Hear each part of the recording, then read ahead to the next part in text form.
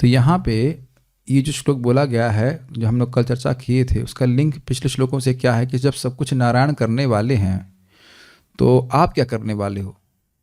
तो कह रहे हैं तस्य अपि, उसके, किसके? दृष्ट यानी दृष्टा के। कैसे दृष्टा? ईशस्य, जो नियंता हैं सभी के, उसके। कूटस्थस्य, जो सभी के बुद्धि में समान रूप से व्याप्त हैं, उसके। अखिल आत्मनः, जो सभी के परमात्मा है। वो ये चार आदमी नहीं है, वो एक ही व्यक्ति भगवान श्री कृष्ण है। आपको पता हो आत्म तत्व निदर्शनम, पहला श्लोक तो इस अध्याय का यही ना, आत्मा और परमात्मा का आप वर्णन कीजिए। तो ये वर्णन हो रहा है ना भगवान का, परमात्मा का। उनके द्वारा ही सृज्यम सृजामी, जो जगत पहले से सृज्य हो चुका है उसी का सृजन मैं करता हूं। आपका सृजन कौन करता है? तो कहते हैं सृष्टो, सृष्ट, उनके द्वारा सृष्ट होकर, ब्रह्मा जी कह रहे हैं मैं उनके द्वारा सृष्ट होकर अहम सृज्यम सृजामी, उन भगवान के द्वारा सृज्य जगत की सृजन करता हूं। कौन प्रेरित किया ऐसा करने के लिए? तो कह रहे हैं इक्षेवाभिचोदितः, उनकी इच्छा, कटाक्ष मात्र से, देखने मात्र से, संकल्प मात्र से मैं प्रेरित हुआ, बहुत अच्छी प्रकार से प्रेरित हुआ। इसका मतलब ये है कि ऐसा ये भी समझ लेना चाहिए कि प्रेरित भगवान ने किया, करो सृष्टि, तो ये नहीं कि ज्ञान कोई और दूसरा दे रहा है। मान लो कि कहे कि आईआईटी की तैयारी करो, करना चाहिए, अच्छा स्कूल है, तो ऐसा नहीं कि वो पढ़ाएगा भी, ऐसा तो नहीं होता। बहुत लोग बोलते हैं, माता पिता बोलते हैं बेटा तैयारी कर लो, अच्छा बन जाओ, तो माता पिता ही आईआईटी की तैयारी करा रहे हैं, उसके लिए कहीं और पढ़ने जाते हैं। लेकिन भगवान का इतना सुंदर संकल्प है, संकल्प किए कि ब्रह्मा जी को ज्ञान हो जाए, ब्रह्मा जी को सृष्टि, ब्रह्मा जी सृष्टि करें और सृष्टि का ज्ञान ब्रह्मा जी को हो जाए, तो सारा संकल्प से ही सब कुछ हो गया। तो ये सब बातें हैं। तो यहाँ पे आप देख रहे हैं कि इसके द्वारा आत्मा और परमात्मा का भेद आप देख रहे हो। जीव और भगवान का भेद आप नहीं देख रहे हैं। इस श्लोक के द्वारा बताया गया था ब्रह्मा जी के जीवत्व और भगवान के ईश्वरत्व को प्रस्तुत किया गया है। देखिए एक बात है, इस क्लासेस को वही समझ पाएगा जो नियमित रूप से सुन रहा है, क्योंकि पूछेगा कब बताया गया था, तो कल बताया गया। तो कल वाली क्लास अगर आप नहीं सुनोगे तो भी आइए, लेकिन ये कंप्लेन नहीं करना कि समझ नहीं आ रहा है। When you follow the rule, then you when the facility is given, नहीं ऐसे बोलते ना, जब सुविधा दी जा रही तब रूल पालन करने जा रहा है। अब आप सुविधा दी जा रही सुनने की, या तो सुन के आइए, मान लो क्लास बंक हो गई है, बंक कर दी है, या जो भी कर रहा हो, हमको डांट नहीं रहे, लेकिन अब अगर समझ में ना आए तो मेरे पे दोष रहा। आप लोग दे भी नहीं रहोगे, दे रहे हैं क्या? दे नहीं दे रहे हैं, देना देते रहो, क्या फर्क पड़ेगा। लेकिन अब हम पर दोष नहीं रखिए, क्योंकि क्लास की शैली जो है वो अध्यापन की शैली है, भागवत के प्रवचन नहीं है कि प्रवचन तो कहीं भी चला जाएगा, अध्यापन है। तो श्लोक से सट के हम चल रहे हैं, तो श्लोक आपको समझ में आएगा, कल वाला तो आपको याद रहेगा। इसीलिए याद करा रहा हूं कि यहाँ पे ब्रह्मा जी के जीवत्व और उसके द्वारा सभी जीवों के जीवत्व को सूचित कर रहे हैं कि हम लोग दृष्टा नहीं हैं, हम लोग ईश्वर नहीं हैं, हम लोग सभी की बुद्धि की साक्षी नहीं, अपनी बुद्धि की साक्षी नहीं। कल क्या सोच रहे थे, आज क्या सोच रहे हैं, कोई भरोसा है कल आदमी क्या सोचेगा। और सभी की अकल आत्मा नहीं है हम, ये गुण भगवान पे हैं, ये गुण मेरे में नहीं है। ब्रह्मा जी बोल रहे हैं कि मेरे गुण मेरे में है, ना ना, मेरे में नहीं है, ये भगवान में गुण है, उनके ही द्वारा प्रेरित होकर के। मैं समझ पा रहे हैं बात को? तो ब्रह्मा जी के और भगवान के भगवत्व, ईश्वरत्व, नियामकत्व, त्व का मतलब समझते हैं गुण, ईश्वर होने के गुण को, और ब्रह्मा जी के जीवत्व को सूचित किया जा रहा है। स्पष्ट है? अब इसी बात को देखिए, लिंक समझ लीजिए, लिंक पढ़ने से समझ में आ जाएगा। अब प्रश्न होता है कि ये जीव और ईश्वर का विभाग कैसे होता है, जिसके कारण आप प्रेरित हैं और ईश्वर आपके प्रेरक हैं। किस कारण से ऐसा हो रहा है? भगवान जो हैं, भगवान हैं और आप जीव ही रह गए, आप तो वहीं रह गए, जीव के जीव, और भगवान रहे, ऐसे कैसे हो गया? ये विभाजन किस आधार पर हो रहा है? तो देखिए, श्लोक का अर्थ बड़ा सिंपल है। भगवान माया के गुणों को स्वीकार करते हैं माया के थ्रू। लैंग्वेज बहुत ध्यान सुनना होगा कि भगवान उससे अछूते रहते हैं, तो इनके स्वामी हैं इन गुणों के, और हम कैसे हैं? इन गुणों के द्वारा कंट्रोल्ड हैं, ये बात बोली जा रही है। ये 3 श्लोकों में बोला जाएगा। जीव आत्मा आत्म तत्व निदर्शनम, ये भी प्रश्न था कि भाई जीवात्मा और परमात्मा में क्या अंतर है, और इसी प्रश्न के इस प्रश्न के इस तत्व को समझने के लिए ब्रह्मांड के संबंध में प्रश्न किया गया था, यद रूपम यदिष्ठानम इत्यादि। हे भगवान, अब देख रहे हैं भागवतम समझने के लिए दिमाग लगाना पड़ेगा, ये क्या बात हो रही है। प्रश्न किया गया था ना कि आत्म तत्व निदर्शनम, आत्मा के तत्व का ठीक ठीक, यानी आत्मा कौन परमात्मा कौन। तो जब हम ब्रह्मांड की बात नहीं करेंगे तो आत्मा परमात्मा का भेद नहीं समझ पाएंगे। यहां देख रहे हैं ना कि जो जीव हैं वो है गुणों के द्वारा बद्ध हैं। कहाँ है गुण? भौतिक ब्रह्मांड में है ना, और परमात्मा इसके नियामक हैं। तो परमात्मा और जीव के भेद को समझने के लिए इस जगत की भी बात आपको करनी पड़ेगी। इसीलिए ब्रह्मांड के बारे में प्रश्न किए थे नारद जी ने। सब भूल जाओ, भूलने के लिए आए हैं ना सब कुछ। क्या हम डांटने का भी मन नहीं कर रहा है, क्या कर सकते हैं। शायद समझ रहे हो, मैं पूरा विश्वास है कि आप लोग समझ रहे हैं। बोलिए हम समझ रहे हैं, हम समझ रहे हैं, हम समझ रहे हैं। ये भी नहीं बोलेंगे, अरे झूठ कैसे बोलेंगे भगवान के सामने। नहीं समझ पा रहे हैं बात। अगर हम कहें कि आत्मा, भाई आत्मा और परमात्मा दोनों सच्चिदानंद है, तो सही बात है। तो दोनों में भेद क्या है? भेद ये है कि आत्मा प्रकृति के द्वारा नियामित हो जाता है, एटलीस्ट बद आत्मा की बात कर रहा हूं, और परमात्मा जो है उसके नियामक है। वो ये बात यहां बोल रही है। अब इससे अधिक हमारे पास सामर्थ्य नहीं। भगवान से प्रेरणा करें कि हमको अभी चोदिता प्रेरित करें कि और कुछ बोल सके। अब आप मैं अखिल आत्मा नहीं हूं।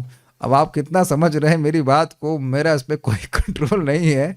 लेकिन मुझे पूरा विश्वास है कि आप लोग अच्छे से प्रसाद खाते हैं, जाप करते हैं, तो 100% मेरी बात समझ में आ रही है। डाउजर से बाद में पूछूंगा कितना समझ में आया क्लास। हाँ ये अच्छा है। क्लास के बाद जाकर पूछता हूँ कि रूम के भक्तों को कितना समझ में आया, एक एवरेज, और जूम के भक्तों को कितना समझ में आया। ये एक अच्छा आइडिया दिखा है। आई विल चेक आफ्टरवर्ड्स कि कैसे पढ़ाई हो रही है, एटलीस्ट मैं पढ़ा ठीक से रहा हूँ कि नहीं। तो ओके, कह रहे वक्त समझ में आ रहा है, ठीक, तो गुड। तो मेरे पीछे बोलिए, श्रीमद् भागवतम 2 स्कंद 5वां अध्याय 18वां श्लोक। सत्वं रजस्तम इति निर्गुणस्य गुणास्त्रयः। सत्वं रजस्तम इति निर्गुणस्य गुणास्त्रयः।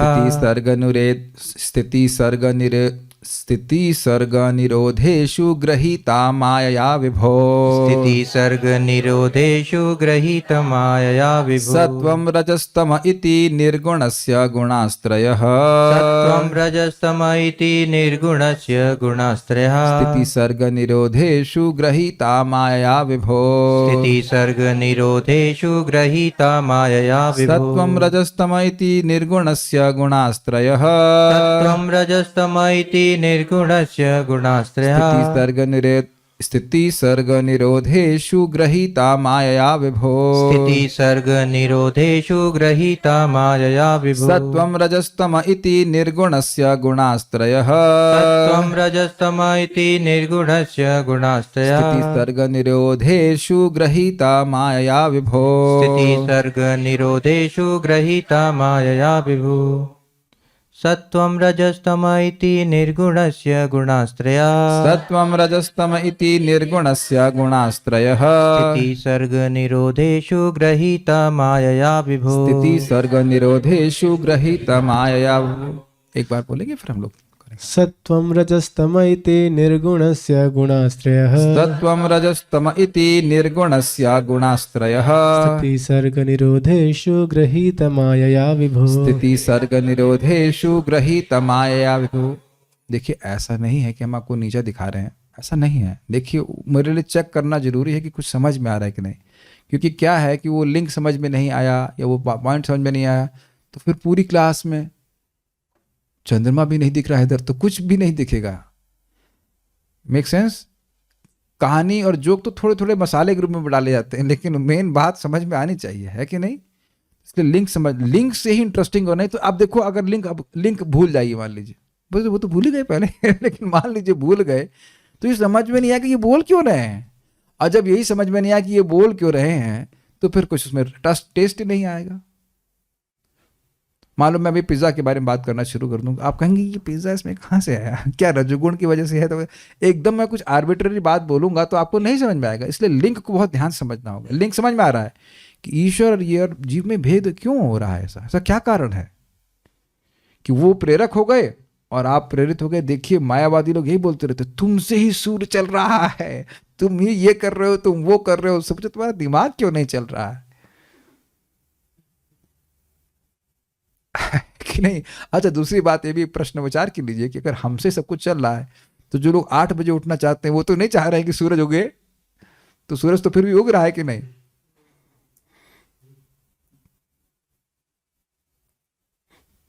तो ये सब बात समझ में आनी चाहिए कि हम लोग नियामक नहीं हैं, हम लोग नियमित हैं, है ना, नियमित बोलेंगे, कंट्रोल्ड है। चलिए आगे बढ़ते हैं इसको। परमेश्वर अपने शुद्ध आध्यात्मिक रूप में सारे भौतिक गुणों से परे होते हैं, फिर भी भौतिक जगत की सृष्टि, उसके पालन तथा संहार के लिए वे अपनी बहिरंगा शक्ति के माध्यम से प्रकृति के गुणों को, सतो, रजो तथा तमो गुणों को स्वीकार करते हैं। स्वीकार करते हैं, इसको आपको ग्रहण करना पड़ेगा। इसका अर्थ है सामीप्य और नियामक के द्वारा। सामीप्य और नियामक का क्या अर्थ है? एक मैग्नेट लोहे को कंट्रोल करता है, लेकिन जरूरी नहीं कि मैग्नेट को स्पर्श करना पड़े। स्पष्ट है? तो दूर से ही कंट्रोल कर लेता है, लेकिन ग्रहण करता है कि नहीं उसको? Is it okay?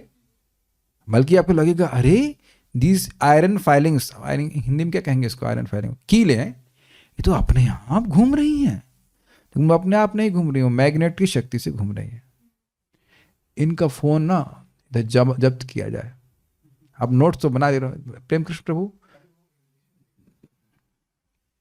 अभी आप नोट्स मत बनाइए, सुनिए, भ्रमित हो जाएंगे।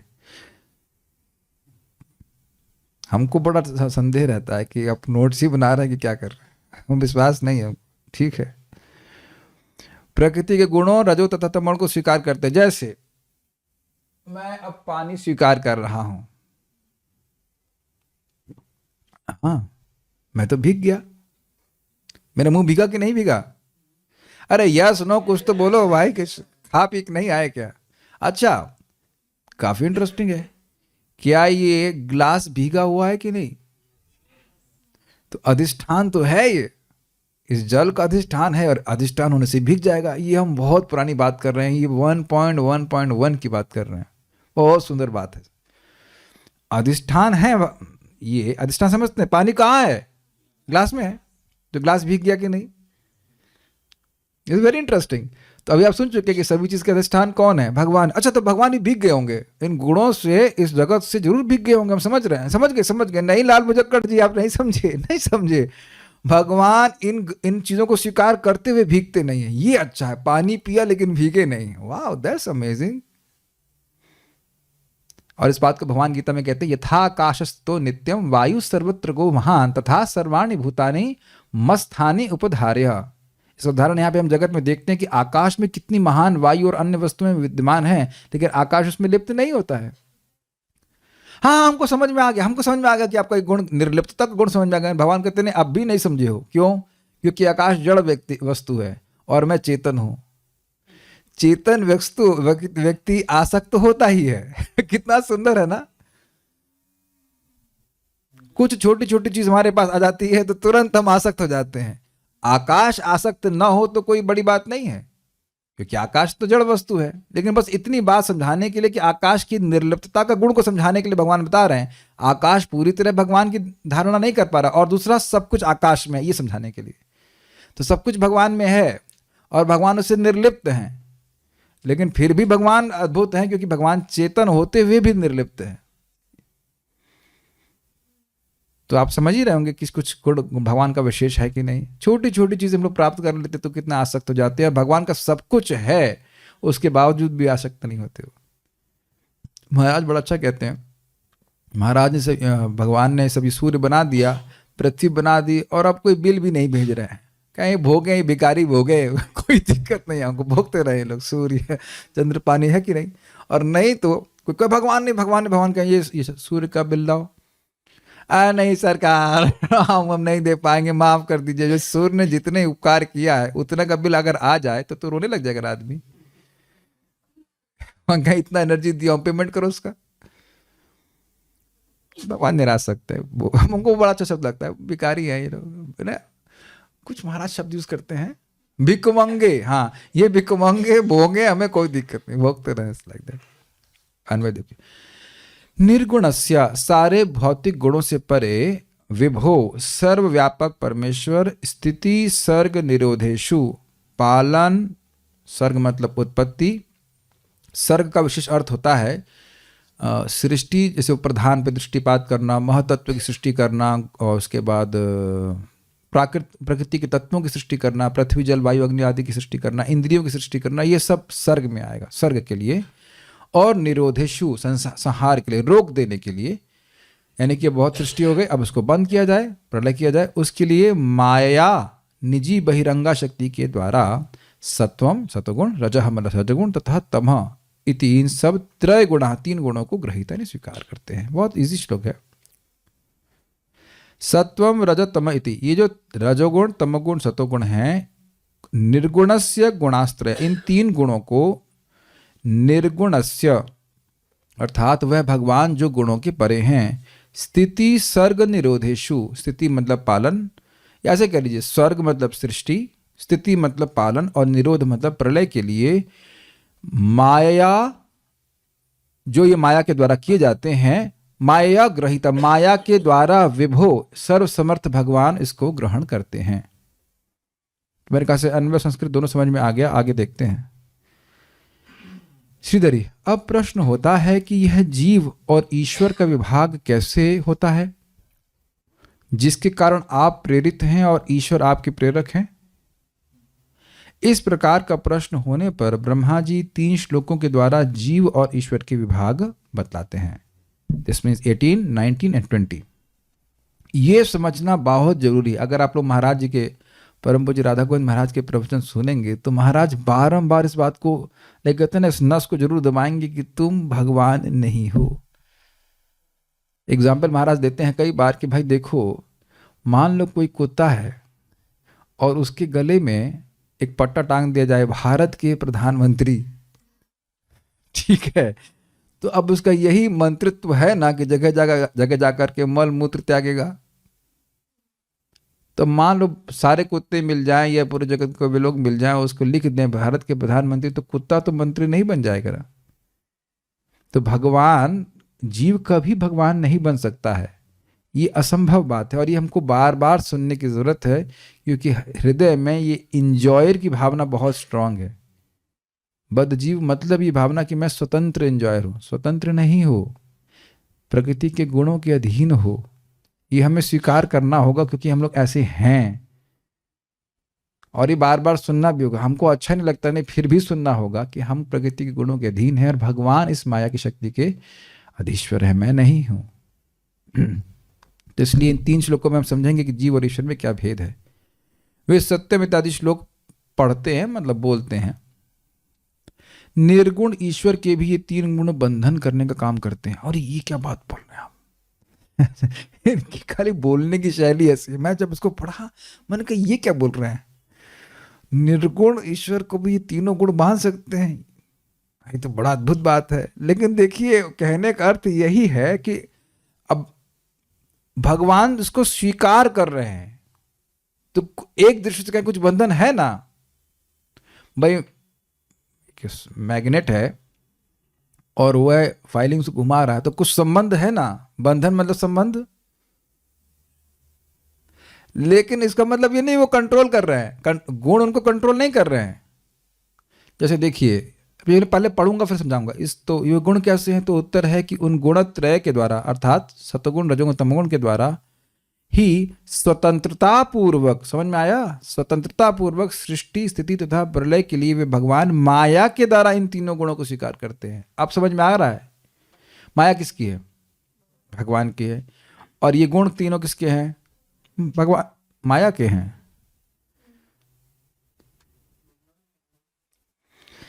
मैं जानबूझकर ऐसी भाषा का प्रयोग कर रहा हूं। नहीं तो माया अलग है, 3 गुण अलग हैं क्या?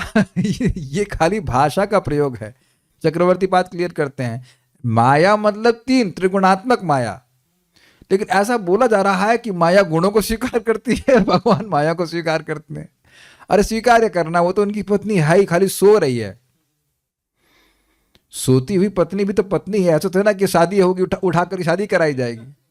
उठो उठो शादी करनी है, उसके बाद नहीं नहीं, उठा के काम करवाना है। भगवान की बहिरंगा शक्ति कब से भगवान की बहिरंगा शक्ति है? अनादिकाल से है। बस वो सो जाती हैं बीच में, प्रधान अवस्था में रजोगुण तमोगुण सतोगुण सब शांत हो गए तो सोई अवस्था में रहती हैं। तो भगवान दृष्टिपात करके उनको जगा देते हैं। इसलिए उस बात को ये जगा देते हैं ऐसे बोला जा रहा है कि स्वीकार करते हैं। शादी नहीं करते हैं भगवान, मतलब इन सेंस रोज रोज उनको बस खाली जगा देते, रोज नहीं कहना, जब सृष्टि होती तब उनको जगा देते हैं। ये तो समझ में आ रहा होगा, ये खाली कहने की बात है बस कि गुण कभी भगवान को नहीं बांध सकते, नहीं तो फिर निर्गुण क्यों कहा जाता। इसीलिए यहां निर्गुण और विभो शब्द कहा जा रहा है कि भगवान इन सारी चीजों को स्वीकार करते हुए भी गुणों से प्रभावित नहीं होते हैं। ये गुण कभी भगवान को बांध नहीं सकते हैं, खाली कहने की शैली ताकि हम सोचें भगवान के बारे में। अच्छा ऐसे कैसे होगा, गुण कैसे बांध देंगे भगवान को? गुण नहीं बांध रहे हैं, भगवान अपनी स्वतंत्रता से स्वेच्छा से स्वीकार करते हैं इस बात को। भाई हमारे हृदय में भगवान है कि नहीं, और हम भी हैं, हम लोग गुणों से बंधे हुए हैं और भगवान नहीं है। ये बहुत बार बार समझना पड़ेगा। भगवान कोई गुण कभी नहीं बांधते, इसीलिए वो स्वतंत्रता पूर्वक स्वीकार करते हैं। स्वीकार कर रहे हैं तो कुछ बंधन लग रहा है कि नहीं? शब्दों के देखिए, इस जगत के दृष्ट उदाहरण के अनुसार देखिए ना आप, कोई व्यक्ति को स्वीकार करता है तो बंधन लगता है, रिस्पॉन्सिबिलिटी समझ पा रहे हैं। लेकिन भगवान पूरा दायित्व ले रहे हैं लेकिन स्वतंत्रता पूर्वक ले रहे हैं, कुछ बैलेंस कर पा रहे हैं। वो बंधन में नहीं पड़ने कि पूछो कि भगवान में रजोगुण है तो क्या बोलेंगे आप? नहीं है। तमोगुण नहीं, सतोगुण कुछ भी नहीं, लेकिन ऐसा मतलब लग रहा है because he is delegating it to Maya. माया के गुण हैं और माया को वह खाली इच्छा मतलब कटाक्ष मात्र से प्रेरित कर देते हैं, जैसे ब्रह्मा जी को किया। इस जगत में रहते हुए भी भगवान निर्गुण है। अब तो समझ में आ रहा होगा, ठीक है। सारार्थ दर्शनी, जीव तथा ईश्वर के मध्य विभाग कैसे आता है? क्या इसलिए क्योंकि आप प्रेरित हैं और वो प्रेरक हैं? थोड़ा सा उन्होंने इसको चेंज कर दिया, बस केवल इसीलिए अंतर, यही अंतर है कि वो प्रेरणा देने वाले हैं और आप प्रेरित हैं। भाई हम भी तो यहाँ कुछ किसी को बोलते हैं, जगत में लोगों को बोलते हैं, तो हम लोग भी एक प्रकार के प्रेरक हो गए और वो प्रेरित हो गया, तो उसका मतलब ये तो नहीं कि मुझ में उनमें अंतर आ गया। आप समझ में आया? हमने देखा ना कि उसी बात को कैसे सेट घुमा के बोलते हैं। एक same ball with a different googly, एक लेफ्ट में जाती है एक राइट में जाती है, लेकिन बॉल वही है। ये आगे भी नारद जी पूछेंगे क्या भगवान आपसे बस केवल बड़े हैं? अरे बड़े नहीं, वो डिफरेंट हैं, वो डिफरेंट है। मेरे पिताजी का शरीर भी मेरे जैसा शरीर था, उन्हीं तत्वों का बना हुआ था, उनके पिताजी का भी वैसे था। ब्रह्मा जी तक पहुंच जाएंगे तो कुछ कुछ तत्वों में थोड़ा बहुत परिवर्तन होगा, लेकिन होगा भौतिक ही। तो ब्रह्मा जी का बाप भी भौतिक ही होगा। आगे जाके नारद जी प्रश्न करेंगे कि बस केवल बड़े हैं क्या आपके पिताजी? एक आपका स्रोत? ना ना ना, बड़ा ही नहीं, वो अलग है, वो निर्गुण है।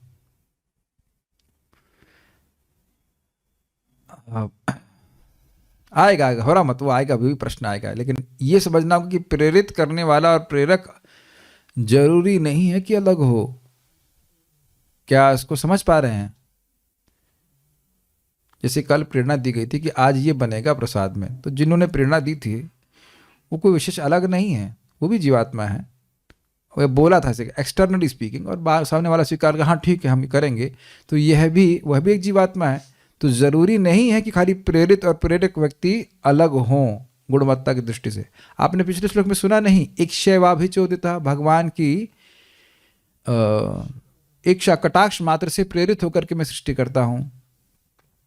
तो बस ऐसे ही भगवान अलग हो गए, केवल प्रेरक होने से ही वह अलग हो गए, केवल प्रेरक होने से उनमें अंतर आ गया। तो यदि यह प्रश्न हो तो जीव और ईश्वर के भेद को कहने के लिए सप्तम आदि 3 श्लोक कहते हैं। ब्रह्मा जी सतोगुण रजोगुण तमोगुण को स्वीकार नहीं कर रहे हैं, और अगर वो कर भी रहे तब जानते हैं कि वो स्पर्श करते हैं रजोगुण को।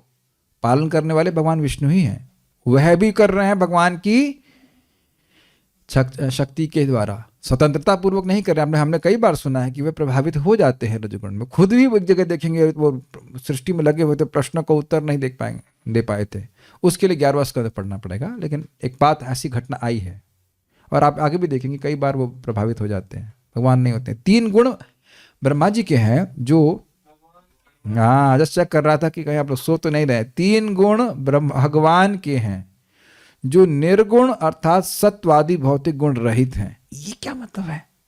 उनके हैं लेकिन उनमें नहीं है ये अर्थ है, समझ में आ गया?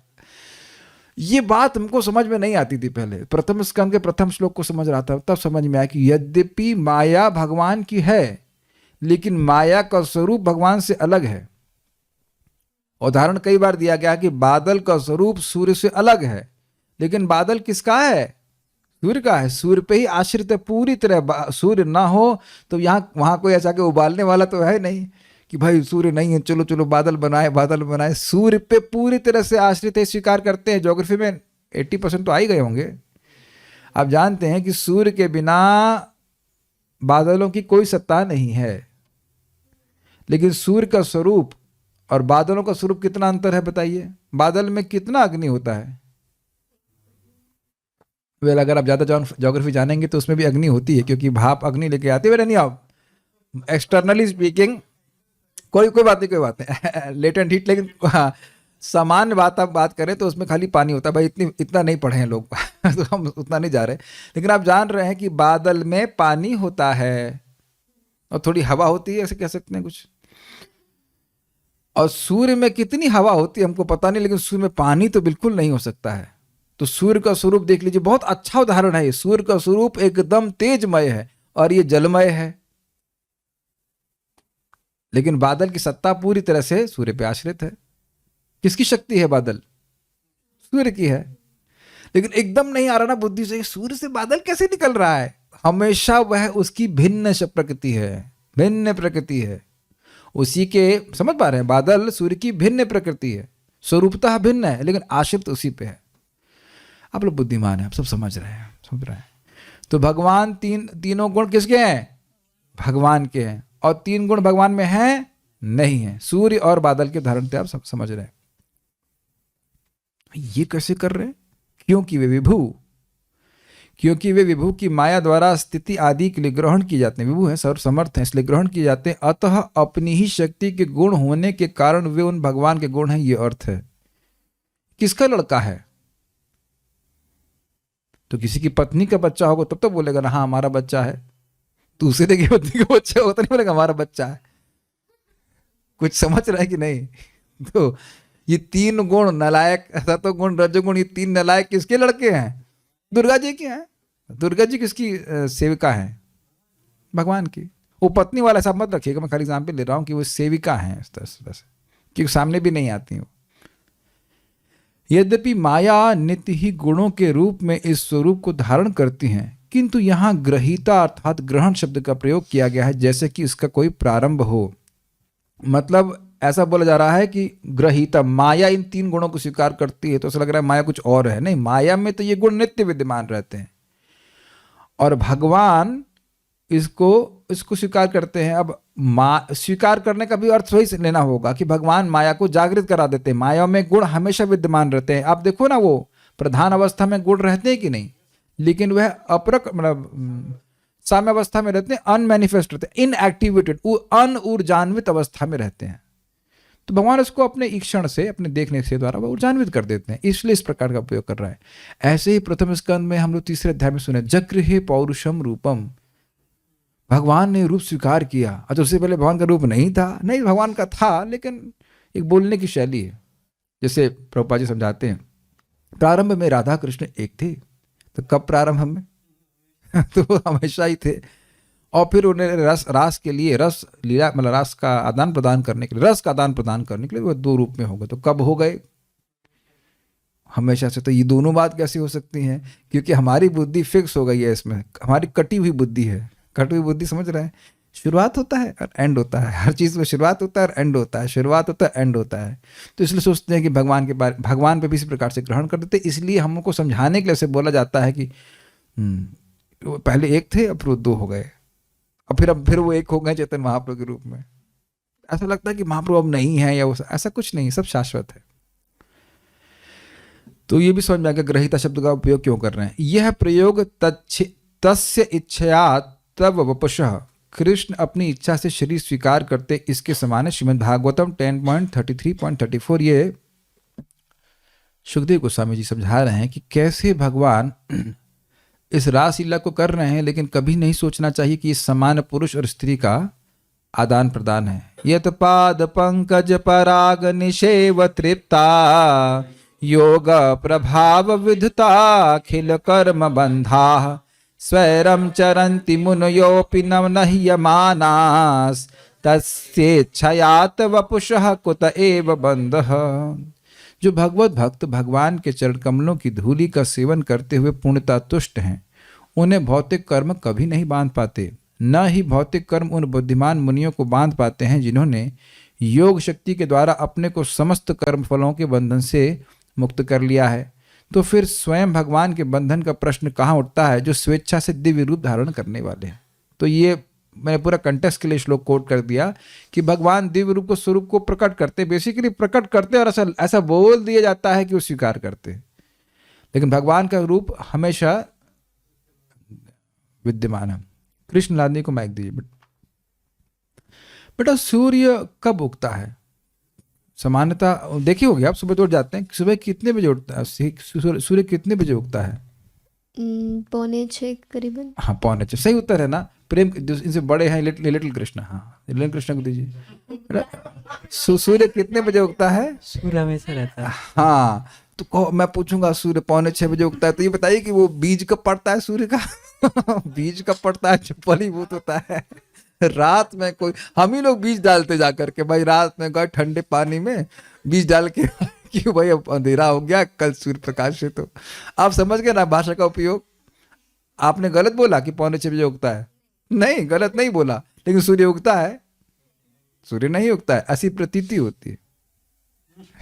समझ में आ गया? अब तो बिल्कुल स्पष्ट समझ में आ गया होगा, इसलिए भ्रमित होने की जरूरत नहीं है। सूर्य उगता कुछ नहीं, सूर्य हमेशा वैसी ही स्थिति में रहता है। अगर कई लोगों को पूछो, अच्छा सूर्य का टेम्परेचर सबसे अधिक कब होता है? दोपहर में 12 बजे। अच्छा आप हीट करते हैं सुबह, आप हीट करते हैं सुबह, लगता है ना कि ठंडा है, कितना कूलिंग है, ये है कितना अच्छा लग रहा है, लेकिन सूर्य का टेम्परेचर वही रहता है। अब तो बड़े खास से स्पष्ट समझ में आ रहा होगा। वस्तुतः कृष्ण नित्य रूप से नर विग्रह हैं तथा वह केवल सामान्य, यह केवल सामान्य लोकोक्ति का अनुसरण है। जिस प्रकार से लोग सामान्य बोलते ऐसे बोला जा रहा है कि ग्रहीता ग्रहण किया गया। बाल प्रबोधिनी निश्चित रूप से, ये बड़ा इनका इंटरेस्टिंग नहीं है, थोड़ा विनोद भी है इसमें। निश्चित रूप से यदि भगवान इस एक निखिल आत्मा है, सभी वही हैं, तब ये नियोज्य नियोजक भाव का क्या कारण है? जब सभी भगवान हैं, आपने बोला ना देवता भी वही हैं, यही सब कुछ है, तो फिर आप ये क्यों बोल रहे हैं कि भगवान ने प्रेरित होकर के मैं कर रहा हूं? आप भी भगवान है। जब सब कुछ भगवान है तो फिर प्रेरित और प्रेरक का अर्थ क्या हुआ? मैं प्रेरक हूं और आप प्रेरित हैं, तो मैं आपसे अधिक जानने वाला होऊंगा। तो जब मैं ही सब कुछ हूं तो मैं किसको प्रेरित करूंगा? और अगर मानो मैंने प्रेरित किया भी तो मैं तो नहीं कहा मैं अपने को प्रेरित कर रहा हूं, तो प्रेरक और प्रेरित का अंतर कैसे हुआ? ये समझ में आया? ये बच्चों के लिए है, लेकिन थोड़े बच्चे बुद्धिमान होने चाहिए। ये बाल प्रबोधनी भी कभी कभी काफी डाइसी होती है ना, लगे किस बच्चे के लिए है ये? कौन से बच्चे को प्रबोधित करने के लिए है? जो 4 कुमारों के लिए लगता है बहुत, मतलब प्रचेताओं के लिए, बहुत प्रकृष्ट चेतना वालों के लिए। लेकिन समझ में आया, काफी हमको विनोदपूर्ण लग रहा था। सभी कुछ भगवान है तो प्रेरक और प्रेरित का भाव अंतर कैसे आएगा? अथवा उनके सर्वज्ञता आदि धर्मों यानी गुणों का क्या कारण है? और जब वो सब कुछ वही हैं तो सर्वज्ञता कैसे सिद्ध हुई? अपने को तो आदमी जानता ही है ना, जिक्र की तरह।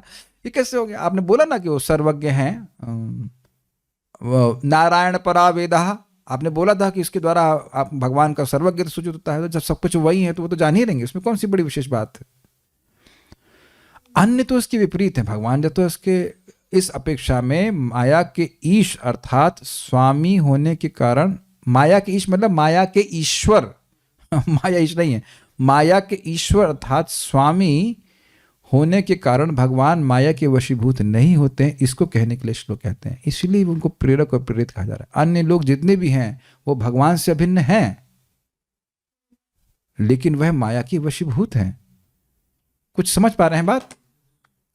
और ब्रह्मा जी को पकड़िए और बाकी सारे लोग उनके जो नीचे हैं वो सब माया के द्वारा वशीभूत हैं, लेकिन भगवान माया के द्वारा वशीभूत नहीं है, इसलिए वो प्रेरक हैं और बाकी सब लोग प्रेरित हैं। ये अंतर है, ठीक है। विभो अर्थात सृष्टि आदि की लीला में समर्थ भगवान। विभु का अर्थ ही होता है सर्वसमर्थ, लेकिन यहाँ पे विभु का अर्थ है कि सृष्टि आदि लीला बहुत कठिन है और लीला है उनके लिए, प्रोजेक्ट नहीं है। प्रोजेक्ट करने वालों की भ्रुकुटियाँ ऐसी रहती हैं, कैसे करें, बहुत बड़ा प्रोजेक्ट आ गया है 400 करोड़ का, 500 करोड़ का, ओ हो, उनकी को ऐसे खुश होंगे ही नहीं, वो खुश होकर के चाप कर रहे हो हरे कृष्ण, नहीं, ऐसा नहीं होता है। जनरली आप देखेंगे जिनके पास ये प्रोजेक्ट आ जाते हैं तो ये बड़े बड़े प्रोजेक्ट, टेंशन पे टेंशन, हम गलत तो नहीं कह रहे, आप लोग की प्रोजेक्ट आते होंगे तो आप लोग की भ्रुकुटियाँ एकदम रिलैक्स रहते हैं, अब प्रोजेक्ट आया। नहीं, आप ये नहीं कह सकते कि जो हम जॉब कर रहे हैं वो लीला है आपकी।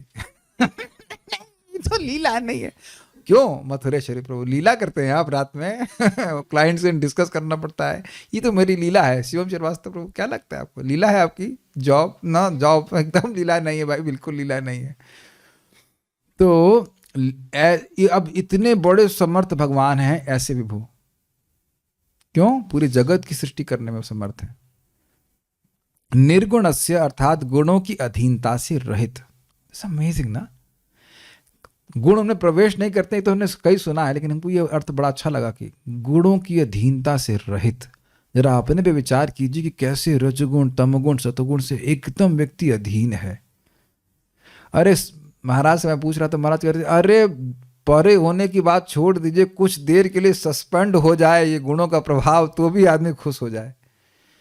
बारंबार करोड़ों बार सुनने के बाद भी मन यही सोचता है कि तुम इंडिपेंडेंट हो।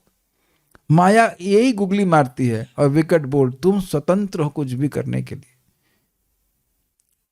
आज मैं जब योगा कर रहा था तो मन में कुछ दूषित विचार आ रहा था और प्रभुपाद जी का लेक्चर चल रहा था, यज्ञ अर्थात कर्मणो अन्यत्र लोको यम कर्म बंधना, यज्ञ के लिए कार्य करोगे नहीं तो बंधन लगेगा। जी ठीक है प्रभुपाद, ठीक है Prabhupada, we have to beat our mind. ये 2 दिन 10 दिन में सही नहीं होने वाला नहीं है, 40 साल 500 साल। अरे भाई विश्वामित्र 60,000 साल के बाद भी डिस्टर्ब हुए। वी हैव टू, बोलते ना भक्ति से ठाकुर जी, सुबह उठो तो 100 जूते मारो मन को, तो रात में तो प्रेम दिन नहीं, 100 चप्पल 100 झाड़ू मारिए। और ये व्यक्ति सोच रहे थे कि ये जो है ना ये अपने सर पे मारना है। सर पे मारने की वाली बात नहीं, मन को ट्रेनिंग देनी, मन को ट्रेनिंग देनी, मन को ब्रीचिंग करना होता है। जो सिंसियर है वो समझेगा कि कभी कभी मन कैसे खराब खराब बातें बोलता है। तो मैं खाली ये बोल रहा था कि हम लोग तो गुणों की अधीनता में ही चलने के आदी हैं, इतने आदी हैं कि मालूम ही नहीं चलता कि हम अधीन हैं। ये कैच किया आपने? सोने में क्या दिक्कत है? 8 घंटे 10 घंटे बुरी बात है, 8 घंटा सोना 10 घंटा सोना, कुछ उसमें दिक्कत है क्या? कुछ आपने देखा है कुछ लोग 9-9 10-10, एक भक्त बता रहा था 14 घंटे सोते थे। हमने कहा आप क्या करते हैं? 14 घंटे सो जाते थे। और रजोगुण के प्रभाव में तो बिल्कुल देखता है, एक बिल्डिंग बनाएंगे फिर तो तोड़ देंगे, फिर बोर हो गया, चलो फिर नई बिल्डिंग बनाओ। मेकिंग एंड ब्रेकिंग प्रभुपाद जिसको बोलते थे, सिंपली स्टैकिंग ऑफ स्टोन्स। तो ये सब जगत में आप देखने का प्रयास कीजिए कि लोग प्राय रजगुण और तमोगुण के प्रभाव में ही हैं। लोग डिप्रेशन में क्यों जाना है? मैं बहुत ज़्यादा व्याख्या नहीं कर रहा हूँ, बस यही बोल रहा हूँ कि किस प्रकार हर व्यक्ति यहाँ जगत में गुणों के अधीन है, देवता भी। Very very powerful. वैसे बताए, अगर इस बात को आप स्वीकार कर लें तो थोड़ा कंपैशनेट भी हो जाएंगे। हमें लग रहा है कि कोई व्यक्ति जैसे बर्ताव कर रहा है वो है स्वतंत्र होकर बर्ताव कर रहा है, लेकिन समझना होगा कि बेचारा वह गुणों की बेड़ियों से बंधा हुआ इसलिए ऐसा बर्ताव कर रहा है। एटलीस्ट मैं इसको देखने का प्रयास करता हूं, हमेशा तो नहीं देख पाता, लेकिन सत्यता यह है कि हर व्यक्ति गुणों के प्रभाव से प्रभाव नहीं, अधीनता के कारण ऐसा कर रहा है। मान लो कोई ट्रक से बांध दे जाए किसी को, अब बेचारा खींचा हुआ चला जा रहा है तो उसको क्या बोलेंगे? ट्रक तो बहुत प्रबल हो जाएगा ना। ये तो भगवान का जब नाम जप करता है, भक्ति करता है, जब थोड़ा थोड़ा गुणों से फिर वो हटना शुरू होता है, तब वह कुछ इंग्लिश में कहेंगे सैनिटी। सैनिटी समझते हैं? एक होता है इनसेन। इनसेन मतलब, इनसैनिटी मतलब पागलपन, और सैनिटी मतलब उसकी बुद्धि थोड़ी सी मतलब स्थिर हुई है। नहीं समझते हैं शब्द? इनसैनिटी मतलब पागल। सेननेस कहा जाता है ना, थोड़ा सा पागलपन कुछ कम हुआ तब वो समझता है क्या करना चाहिए, है नहीं? हाँ, थोड़े थोड़े कार्य कर रहे हैं गुणों के वशीभूत होकर। भगवान इतना बड़ा कार्य करते रहे जगत में और गुणों के अधीन नहीं है। हमको बहुत अच्छी बात लगती है भगवान की, इसीलिए ध्यान दीजिए, बहुत सुंदर बात है। क्योंकि भगवान अकेले ही निर्गुण हैं, इसलिए केवल उन्हीं के उपासक निर्गुण हो पाते हैं। बाकी कोई देवता के उपासक निर्गुण हो ही नहीं सकता, गुणों के पार जा ही नहीं सकता। भगवान स्पष्ट गीता में कहते हैं, माम च यो अभ्यचारेण भक्ति योगेन सेवते सगुणान समतीत्यैतान ब्रह्म भूयाय कल्पते। जो अव्यभिचारी भाव से, शुद्ध भाव से मेरा भजन करता है तो वह गुणों को पार करके ब्रह्मभूत अवस्था को प्राप्त करता है। लेकिन यह केवल भगवान की भक्ति के द्वारा होगा और किसी के द्वारा नहीं। और दूसरी बात, क्योंकि निर्गुण है, अब व्यक्ति चाहे कितने भी गुणों में फंसा हो, भगवान गुणों के अधीन तो नहीं है ना, तो भगवान उस भक्त के गुणों की अधीनता या गुणों की बेड़ी को काट देते हैं। लेकिन तुरंत नहीं काटते, थोड़ा सा चाहते हैं कि भक्त भी थोड़ा सा मतलब प्रयास करे। लेकिन काटना उसी दिन से शुरू कर देता है जब से भक्ति करना शुरू किया। मैं समझा पा रहा हूं, बैलेंस कर पा रहे हैं इस बात को? अपने जीवन में स्वयं देखेंगे, कभी मत सोचिएगा कि भक्ति कर रहे हैं कुछ हो नहीं रहा है। जैसे ही सुनना शुरू किया, जैसे ही प्रसाद खाया, जैसे ही जप किया, उसी दिन से भगवान गुणों के प्रभाव को कम करना शुरू कर दे रहे हैं। गुणों की अधीनता से रहित भगवान के वशीभूत सत्व रज तम, ये तीनों गुण हैं। इस प्रकार से अनुभव, निर्गुण में गुण कैसे प्राप्त हो सकते? इस अपेक्षा में कहा कि माया अर्थात अंतरंगा शक्ति से। अभी देखिए माया का तुमने अलग अर्थ लिया है। माया अर्थात अंतरंगा शक्ति से। अभी तक क्या लिया था? माया मतलब बहिरंगा शक्ति से, अर्थात अंतरंगा शक्ति से, अन्य इच्छा के विकल्प से उनके द्वारा स्वयं ही ग्रहण किए गए हैं। क्या बोल रहे हैं, बड़ी कठिन हो जाए। अन्य इच्छा के विकल्प से, क्या अन्य इच्छा है? सृष्टि होनी चाहिए। भगवान तो आध्यात्मिक जगत में लीला करते रहते हैं, एक इच्छा होगी ना, अन्य इच्छा, सृष्टि होनी चाहिए।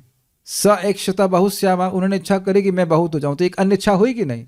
उसके विकल्प से ये ऑप्शन आया कि हाँ, अपने नित्य पार्षदों के संग तो मैं लीला कर रहा हूं, लेकिन ये लोग को भी मौका मिलना चाहिए। तो इस कारण से अंतरंगा शक्ति से ग्रहण करते हैं। मतलब इस तरह से कह रहे हैं, माया तो है भौतिक जगत में, लेकिन भगवान अंतरंगा शक्ति का उपयोग करके इन गुणों को स्वीकार करते हैं, मतलब टच नहीं करते। बैलेंस कर पा रहे हैं बात? ये भगवान का एक दिव्य गुण है कि इस माया शक्ति को कंट्रोल तो कर रहे हैं, लेकिन उसको स्पर्श नहीं कर रहे हैं। तो कह रहे हैं अपनी माया यानी अपनी अंतरंग शक्ति के द्वारा कर रहे हैं। देखिए श्लोक के अलग अलग अर्थ हैं, उसको ही यही भागवत के शब्दों के अर्थ का शोधन करना है। एक साइड, एक उनका एक अलग एंगल ले रहे हैं, उसको स्वीकार कीजिए। बाकी हम लोग अर्थ वही लेके चल रहे हैं कि माया मतलब जो भगवान की बहिरंग शक्ति, उसी को भगवान स्वीकार कर लेते हैं। ठीक है? अर्थात तो करते क्यों हैं? अर्थात कार्य के लिए स्वयं ही अंगीकृत किए गए हैं। ये सारी चीजें स्वीकार की गई हैं भगवान के द्वारा, ये अर्थ है। ये कार्य क्या है, किस लिए करना चाहते हैं? तो इसके लिए कहा है स्थित सर्गेति। स्थिति अर्थात पालन, उसके लिए सत्व, सर्ग अर्थात उत्पत्ति, उसके लिए रज, और निरोध अर्थात संहार, उसके लिए तम ग्रहण किया गया। ये अर्थ है। स्पष्ट समझ में आ रहा है? थोड़ा सा अर्थ अलग से लिए। प्रभुपाद जी का तात्पर्य, परमेश्वर उस बहिरंगा शक्ति के स्वामी हैं जो सतो, रजो तथा तमो इन तीनों गुणों द्वारा व्यक्त होती है, और इस शक्ति के स्वामी होने के कारण वे कभी भी इस मोहक शक्ति से प्रभावित नहीं होते हैं। किंतु जीव ऐसे गुणों से या तो प्रभावित रहते हैं या उनके प्रभावित होने की संभावना बनी रहती है। भगवान तथा जीव में यही प्रमुख अंतर है। तो देख रहे हैं स्पष्ट, जीव और भगवान में अंतर बताया जा रहा है। ये हम लोगों को हमेशा याद रखना चाहिए।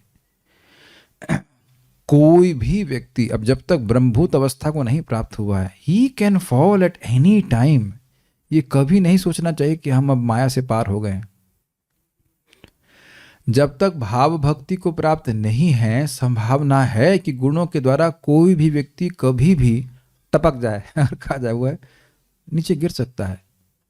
साधक को बहुत सावधान रहना चाहिए, इसीलिए साधना करते रहना चाहिए। अब इसलिए आप जानते हो कि उसमें कोई डेमिनेशन नहीं है, जितनी भक्ति में प्रगति है वो करेंगे, लेकिन हर व्यक्ति के लिए माया अलग अलग प्रकार की होती है और कोई भी व्यक्ति कभी भी गिर सकता है, ये ध्यान रखना चाहिए। और इसीलिए अपने को रोज भक्तों के संग में आकर के भगवान की कृष्ण कथा सुन करके भक्ति करके व्यक्ति को ऊर्जान्वित रखना चाहिए। और एक और बात मैं बार बार बोलना चाहता हूं कि देखिए, कोई भक्त अगर माया में चला गया तो उसको पकड़ना चाहिए, हाथ से एक्सटेंड करना चाहिए। एटलीस्ट अगर वो आपका हाथ थामना चाहता है तो एटलीस्ट हाथ दीजिए। यस कृष्णा, हाँ कम बैक। अरे तुम तो गिर गए, तुम तो गिर गए। अब मैं बार बार इस बात को प्रवचन में कहा करता हूं, माताओं ने हम लोगों को, हमारी माँ ने और आपकी माँ ने भी, एक दिन में चलना नहीं सिखाया है। और प्राय बच्चा जब चलने का प्रयास करता है ऐसे हल्का फुल्का, पता नहीं कैसे करते हैं, हम तो नहीं पता करते हैं कैसे, वो करेगा पर धम्म से गिर, देखा बच्चे से धम्म से करके गिर जाते हैं बिल्कुल। वह गिरना भी बहुत अच्छा लगता है, अरे बच्चा प्रयास कर रहा है। और हो सकता बच्चा क्या कि सोचे कि मैं कभी उठ ही नहीं पाऊंगा, तो प्रभुपाद जी कहते हैं देखो भाई, बच्चा अभ्यास से चलना सीख सकता है क्योंकि उसके अंदर एक इन्नेट, एक मतलब अपने में ही चलने की क्षमता है। बच्चे को अभ्यास से उड़ना नहीं सिखा सकते कि नहीं? उड़ना भी सिखा सकते हैं आप लोग कि भाई उड़ करके पहुंच जाओ, ऐसा नहीं है। बच्चे में चलने की क्षमता है, उसी प्रकार से हर जीव में प्रेम करने की क्षमता है। उसका एक अभ्यास साधना व्यक्ति करते हैं, उसके द्वारा उसका प्रेम जागृत करा जा रहा है। बात समझने का प्रयास कीजिए, कोई काउंसलिंग कुछ भी करना है, किसी को गाइडेंस देना, उद्देश्य ये है कि वो उसको जिसका प्रेम है वो जागृत कराया जाए भगवान की तरफ। और वो बहुत सिंपल तरह से होगा, वो सेवा करेगा। सेवा मतलब पैसा लेकर के नहीं, जो भगवान की सेवा पैसे लेके नहीं होनी चाहिए। बाकी दुनिया की जो भी कुछ करो, भगवान की सेवा पैसे लेके नहीं होनी चाहिए, तब प्रेम बढ़ेगा। Does it make sense? Prabhupada ji बार बार बोल रहा है, ये हरिनाम संकीर्तन, ये हरि कथा, यह सब पैसे के लिए नहीं होना चाहिए। उसके लिए तुम कुछ भी बिजनेस कर लो, कोई भी नौकरी कर लो, लेकिन ये भगवान की भक्ति है, ये पैसे के लिए नहीं, मत करो, फिर कठिनाई हो जाएगी। Make sense to you? तुम से बातें क्यों कर रहे थे? हाँ, हम लोग कभी भी गिर सकते हैं, ये बात ध्यान रखना चाहिए। और अगर कोई भक्त गिर गया तो ये नहीं कि अच्छा गिरे रहो, नेक्स्ट लेके आता हूं, वह ये चीज ठीक नहीं है। और फिर आपके संग होगा तब, और होगा, और दूसरा मजाक बिल्कुल नहीं बनाना चाहिए। दिस इज भाई, ब्रह्मा जी के संग जो हो गया, शिव जी, फिर किसी के संग भी हो सकता है, unless we are Haridas Thakur ji. तो हरिदास ठाकुर जी तो हम लोग है नहीं। बचना चाहिए। ये जितना भी कोई व्यक्ति माया से प्रभावित होता है, वो पहले वो सोचता है कि मैं माया से अप्रभावित हूं। आप लोग भी दिक्कत आई होगी ना, से सोचोगे अब सब कुछ शांत हो गया है, अब हम स्ट्रांग हैं, अब हम कुछ नया करेंगे। कि नहीं, तुम नया नहीं करोगे, तुम वही करोगे जिसने पहले किया है कि नहीं। नया कुछ नहीं बोलती। एक मिनट, पहले पुराना वाला पहले पुराना पेपर सॉल्व करो, उसके बाद नया पेपर आए। भाई ईटिंग, मीटिंग, स्लीपिंग, डिफेंडिंग, उसी में मन व्यक्ति का फंसा रहेगा और क्या करेगा। यही 4 पेपर रहते हैं व्यक्ति के। धीरे धीरे करके व्यक्ति प्रगति करता है। One has to be compassionate. और दूसरा यह भी है, ऐसा नहीं है कि हम अब भक्तों का संग करेंगे तो वो हमको गुणातीत कर देंगे ना, ये भक्त बहुत खराब है। एक भक्त बोले, हमने क्यों नहीं आ रहे जप में? हमारी बच्ची हमसे बात नहीं करती है, ये है फ्रेंडम करना, अब जो भी है विमुख हो गई है। हमने कहा जो बात नहीं करती है उसके लिए आप रात भर जग रहे हो, और साधुओं ने कौन सा दुख दिया है आपको जो इसके लिए आप जप नहीं करने आते? बल्कि अक्षय बोला गया था, जो बात नहीं करती है उसके लिए मर रहे हो, जो मृत्यु से बचाता है उसके पास नहीं आते। मैंने एक्चुअली ये शब्द इस्तेमाल किया था। लोगों की सही में मंद सुमंद मतयो, लोग नहीं समझ पा रहे हैं कि इस कथा के द्वारा, हरिनाम जप के द्वारा हम मृत्यु को पार कर जाएंगे। अरे कोई जूते भी मारे तब भी अगर इतना लाभ दे रहा है तो जाएगा, उसको स्वीकार करना चाहिए। साधु लोग कहाँ जूते मारते हैं बताइए? कौन मारता है? कोई तो नहीं मारता। इतने तो खराब मैं भी नहीं हूं। मैं मान रहा हूं कि मेरी वाणी थोड़ी कठोर हो सकती है कभी कभी, इतना तो खराब किसी को नहीं कह रहा हूं ना। आप हम लोग गिन लो, रिकॉर्डिंग चेक कर लो, कितनी भी रिकॉर्डिंग है, कहीं इतना खराब किया होगा? किसी को गाली दिया आज तक यहाँ पे? कभी नहीं दिया हो। तो क्यों नहीं आते? क्या मैं यहाँ संकल्प लेके आऊं आज इन लोगों को सबको दुख दूंगा? दुख देने के लिए तो नहीं प्रकट होता हूं यहाँ पे। मैं अपनी ही बात नहीं कर रहा हूँ, सभी भक्तों की बात कर रहा हूँ कि आप लोग दुख देने के लिए अवतरित हुए हैं हमको।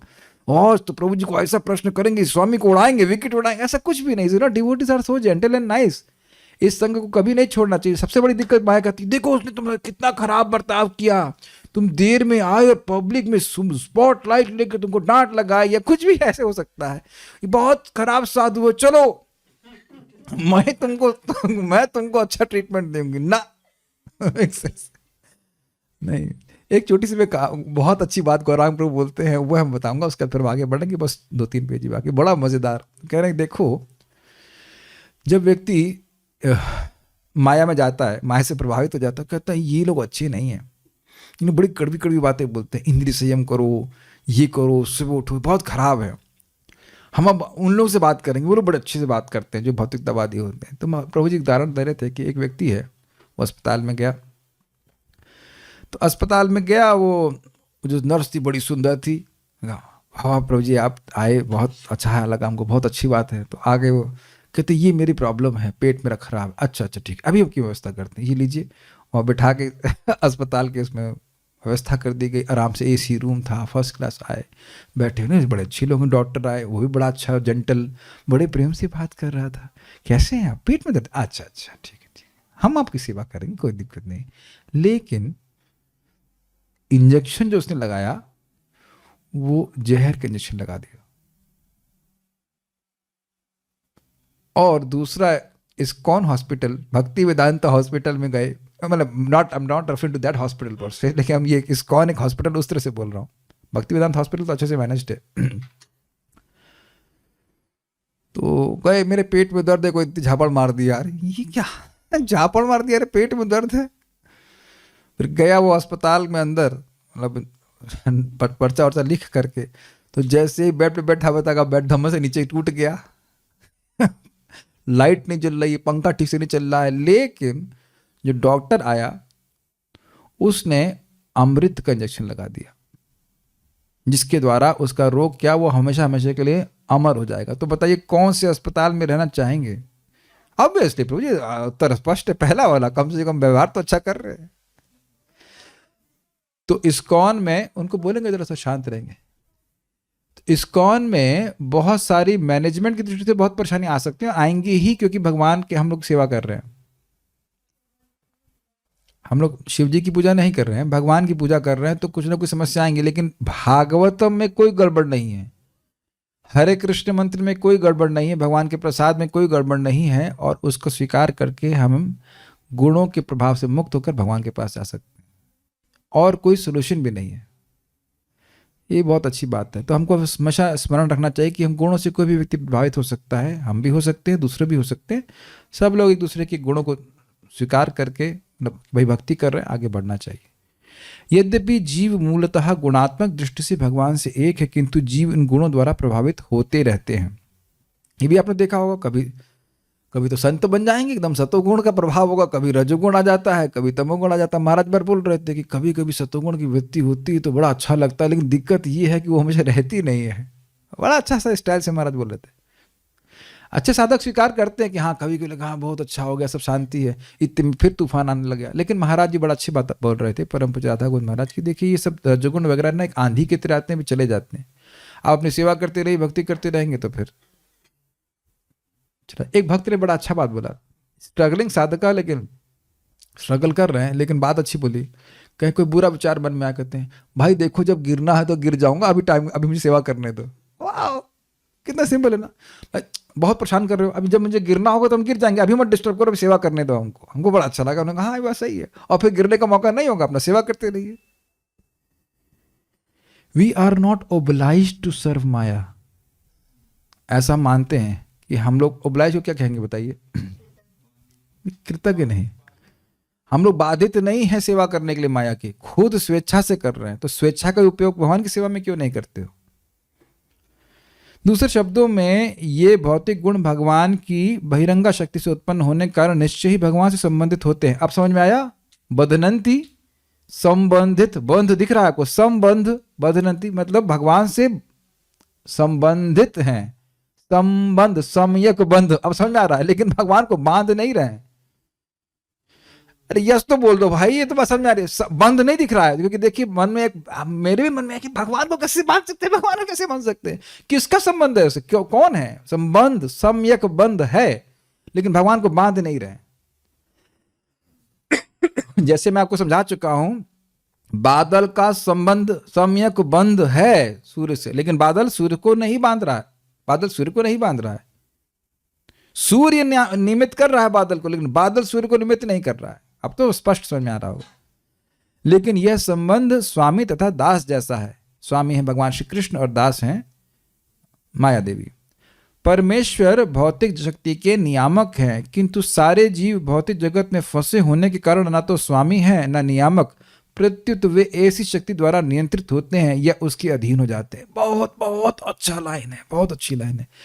अकेले भगवान सारे गुणों को नियमित कर रहे हैं और हमारे सारे संबंधी इन गुणों के द्वारा अधीन हैं। तो जिनका हम आश्रय ले रहे हैं जगत में कि भाई ये बचाएगा वो बचाएगा, वो तो झट से पार कर दिया जाएगा। काल कर्म गुणाधीनो देहोयम पांच भौतिकः। ये काल कर्म और गुणों के अधीन ये जो देह है, यह अपनी ही रक्षा नहीं कर सकती तो दूसरे की रक्षा कैसे करेगी। सर्पग्रस्त यथा परम। कोई सांप से, मैं मान लीजिए अजगर मुझे यहाँ तक खा लिया है 50%, मेरे को मेरा काल रूपी सर्प जो है मेरे को 40% खा चुका है। मान लो, पूरा विश्वास नहीं, लेकिन मान लो मैं 80 साल जी, 80 साल जिएंगे आप, इतना इतना क्यों फॉर एग्जाम्पल, तो 80 साल के लिए जिएंगे तो 40 साल के हो गए शरीर, तो इतना मैं खा लिया हूँ, मुझे अजगर खा गया है। अब मैं कहूँ रुको रुको प्रेम कृष्ण मैं बचाऊंगा तुमको, अरे तुम 50% तो ऑलरेडी अजगर के मुख में चले गए हो, दूसरे क्या बचाएंगे। हम लोग एक दूसरे का आके आश्रय नहीं दे रहे हैं, हम लोग एक साथ आकर के भगवान का आश्रय ले रहे हैं। अंतर समझ रहे होंगे। भक्तों की बहुत जरूरत है, लेकिन हम एक दूसरे को कैसे आश्रय प्रदान कर सकते हैं। एक दूसरे को आश्रय ऐसे प्रदान कर सकते हैं कि सब लोग साथ में आके भगवान का नाम जप करें, भगवान का कीर्तन करें, भगवान की कथा सुने, ये सब बात है। Is it okay? यस। और ना नियामक है। एक बार व्यक्ति बोले प्रभु जी बहुत काम वासना सता रही, तो हमने कहा मैं क्या करूं, मैं क्या रजोगुण की चाबी मेरे पास है कि हम बंद करते हैं। हमने कहा सहन कीजिए और भजन कीजिए, क्या कर सकते। जब मुझे परेशान करेगी तो मैं आप कुछ कर लोगे क्या। तो सभी को ऊपर नीचे होता रहता है। अब तो मान लीजिए प्रभु जी हमको नींद बहुत आ रही है, तो हम क्या कर रहे हैं बताइए। क्या कर सकते हैं, भक्ति करिए धीरे धीरे। तदा रजस्तमो भावा काम लोभदयश्चये चेते रेत्य नाविदम सतम सत्वे प्रसिद्धि। श्रीमद् भागवतम का श्रवण कीजिए, भगवान का प्रसाद ग्रहण कीजिए। प्रोसेस है, भगवान इसको नाश करने वाले, हम सब लोग बंधे हुए इसमें। वास्तव में भगवान अपनी अंतरंगा या आध्यात्मिक शक्ति से उसी प्रकार नित्य प्रकट रहते हैं जिस प्रकार स्वच्छ आकाश में सूर्य तथा उसकी किरणें प्रकट होती हैं। लेकिन कभी कभी वे भौतिक शक्ति उत्पन्न करते हैं, जिस तरह सूर्य निर्मल आकाश में बादल उत्पन्न कर देता है। एक इंटरेस्टिंग बात है, ये बताइए कि सूर्य निर्मल आकाश में बादल उत्पन्न कैसे करता है। रामकृष्ण प्रभु बताएंगे।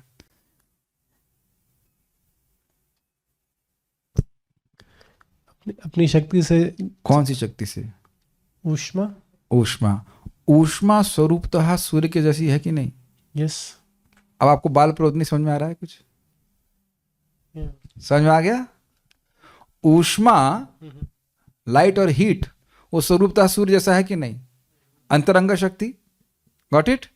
और बादल भगवान की शक्ति है कि नहीं? बादल भी सूर्य की शक्ति है, लेकिन बादल का स्वरूप बिल्कुल अलग है। आप जानते हैं कि अंतरंग शक्ति की ही छाया शक्ति दुर्गा देवी है।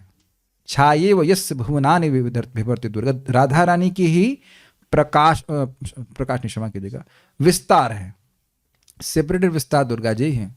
Is it all okay? तो इसलिए अंतरंग शक्ति को भी हमें स्वीकार करना होगा। इस प्रकार से भगवान करते हैं। जिस प्रकार सूर्य बादल के टुकड़े से अप्रभावित रहता है, उसी प्रकार अनंत भगवान भौतिक शक्ति के धब्बे से बहुत काफी इंटरेस्टिंग शब्द है, भौतिक शक्ति के धब्बे से जो कभी कभी भगवान की ब्रह्मज्योति की किरणों के असीम विस्तार में प्रकट हो जाता है, अप्रभावित रहते हैं। ये समझ में आया आपको? जैसे मान लो ये सफेद दीवार है, मेरे पीछे भी है, इसमें कहीं एक छोटा सा डॉट हो, ये डॉट आप लोग काफी प्रोमिनेंटली दिखाई पड़ रहा है आपको। अब इस दीवार में छोटा सा डॉट लगा दीजिए अपने बॉल पॉइंट पेन से, बॉल पॉइंट पेन एक पॉइंट कर दीजिए, ओह ये तो बहुत महत्वपूर्ण है, इज इट नॉट? कुछ नहीं है ना। ये बात हम लोग को जब हम, जैसे मुझे पता, जैसे बोलेंगे तो ये लगता है अरे ये नस पे क्यों दबा रहे हैं यार, हमारा हमारा करियर, हमारा हिस्सा तो बहुत महत्वपूर्ण है, हम बहुत महत्वपूर्ण है। प्रपात क्या लिख रहे हैं? भौतिक शक्ति के धब्बे से, पहली बात तो ये धब्बा है धब्बा है ना। जो लोग बहुत साफ सुथरे रहते हैं, मतलब उनका एकदम टेस्ट रहता है, तो वो लोग एकदम जरा सा धब्बा भी पसंद नहीं करते। अपने सफेद कपड़े एकदम चक चक रहेगा, क्लीन है कि नहीं, तो धब्बा तो कोई पसंद नहीं कर रहा है एकदम धो दिया गया हम लोग को। हम अपने को मानते रहते हैं बहुत बड़े हीरो हैं, बड़े समर्थ हैं, नहीं तुम धब्बा हो नहीं नहीं नहीं, मैं सुनना नहीं चाहता, लेकिन होता ना, तुम तो हमारे क्या कहते हैं कुल के ऊपर धब्बा हो। कुल एकदम जैसे लग रहा हंसों का है और हम ही काले पैदा हो गए कि नहीं, बोलता है कि नहीं, बोलते हैं कि नहीं ऐसा मानते होंगे, कहाँ से तो पैदा होगा ये, तुम भजन कर रहे हो ऐसे करके ऐसे करके, तो ना इस प्रकार से whole material world is only धब्बा। खैर जो भी है, तो आप लोग समझ गए कि भगवान किस प्रकार से इन गुणों को स्वीकार करते हैं। भगवान और जीव में काफी अंतर देखा। कोई प्रश्न यहाँ पे है कि नहीं? प्रश्न तो नहीं दिख रहा है।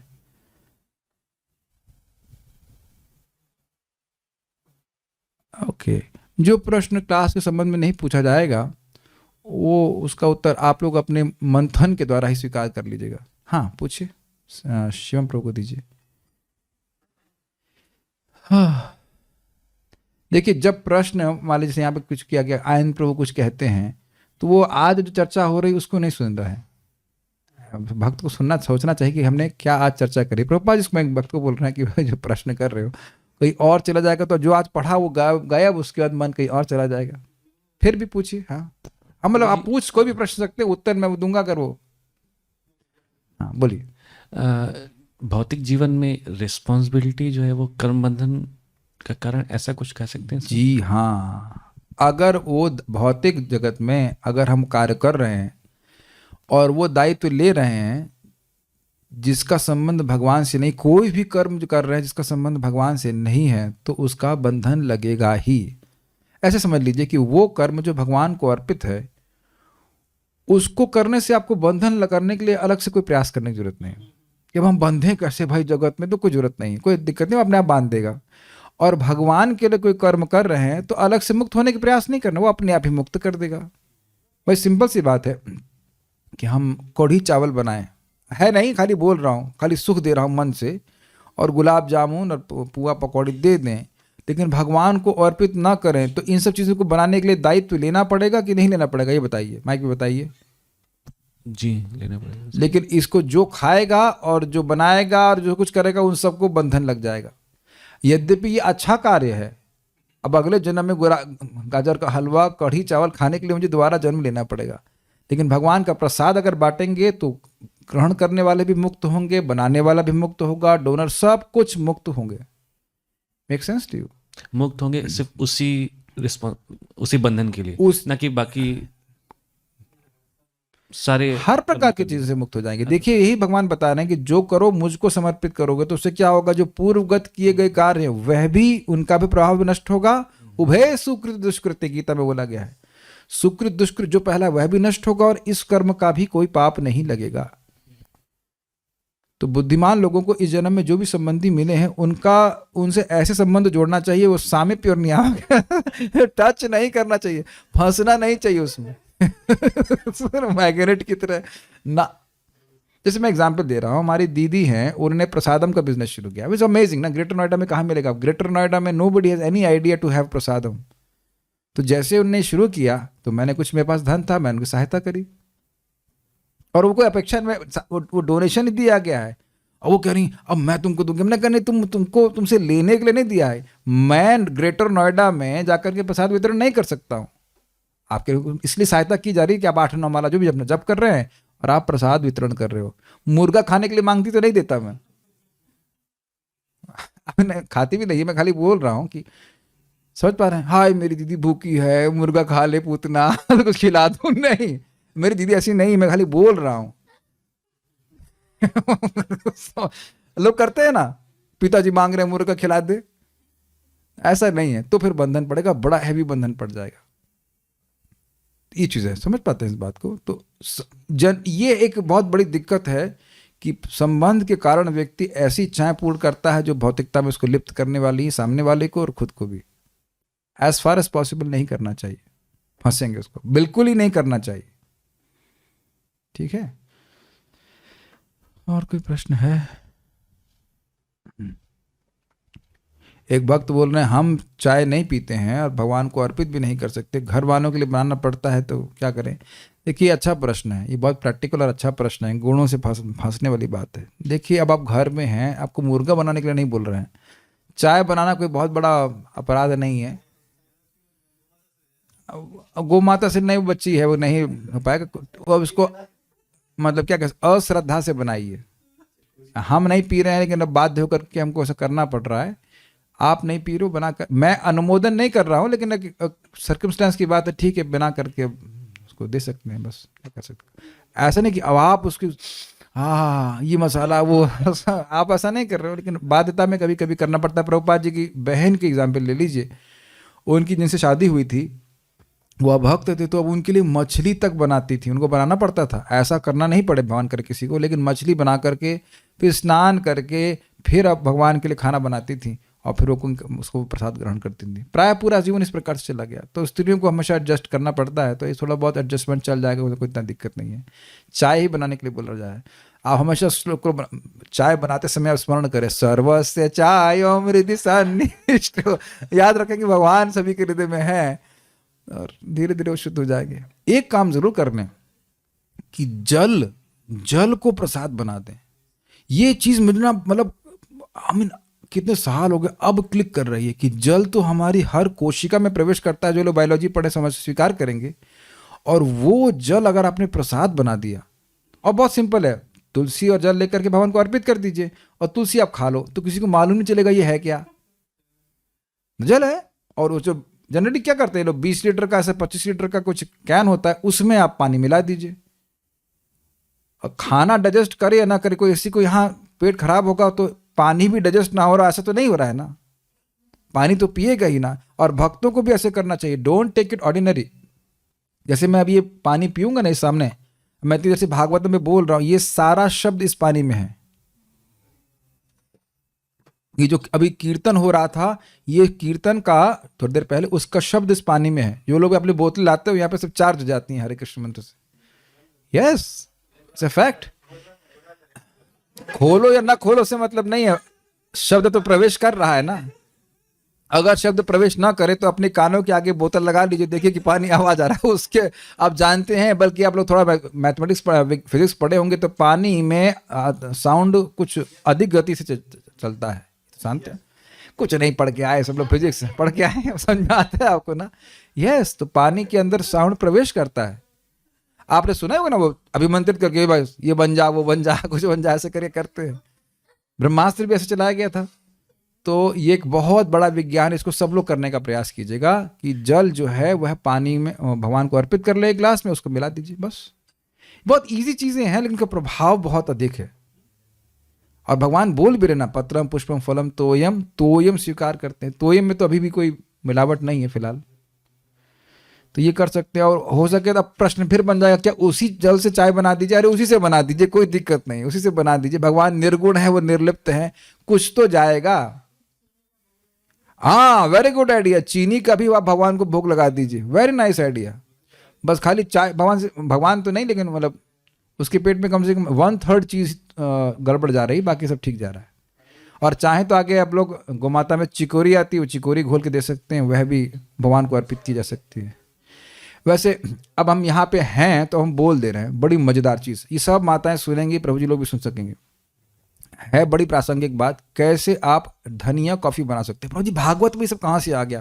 क्योंकि आपने प्रसाद के बारे में पूछा, बहुत अच्छा रेसिपी बता दे रहा हूँ, बाकी आप लोग देखना। हरी धनिया होती है बीज वाली, वो ले लीजिए और उसको आप सूखा भूनिए, उससे हल्की चटनी नहीं, और उसके बाद उससे खुशबू आने लग जाएगी, और उसमें डाल दीजिए चीनी और उसको कैरामलाइज कर दीजिए। कैरामलाइज मतलब जला दीजिए हल्का सा, और फिर डाल दीजिए पानी। तो उसके बाद पानी को छान, उसके बाद पानी डाल करके फिर बंद कर दीजिए। उसके बाद उबालना नहीं पानी में, उसको बंद कर दीजिए, फिर पानी डाल दीजिए।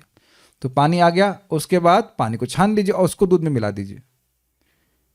और उसके बाद बताना कि वह कॉफ़ी जैसी लगती है कि नहीं लगती है। उसकी स्ट्रेंथ आप चेक कर लेना कि भाई कैसे करना चाहते हैं, कितना स्ट्रांग बनाना चाहते हैं।